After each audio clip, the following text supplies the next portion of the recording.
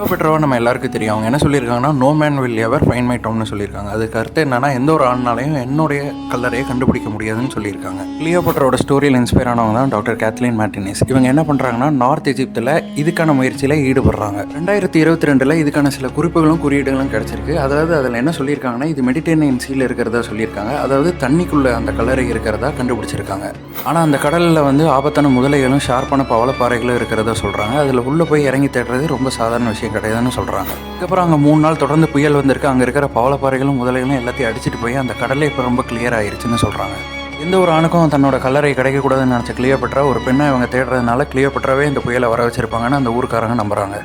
ஃபைனலாக Kathleen Martinus என்ன பண்ணுறாங்கன்னா, ராபர்ட் பாலட் அப்படிங்கிற ஒருத்தரோட உதவியோட அந்த கடலுக்குள்ளே குதிக்கிறாங்க. ரொம்ப லாங்காக ட்ராவல் பண்ணி ஒரு டனல் கண்டுபிடிக்கிறாங்க. அதில் பல அடி உள்ளே போனோனையும் கிளியோபட்ரா முகம் இருக்கிற சில கோல்டு காயின்ஸும் சிலைகளும் கண்டுபிடிக்கிறாங்க. அது பக்கத்தில் கிளியோபட்ரா கல்லறையும் பார்க்குறாங்க.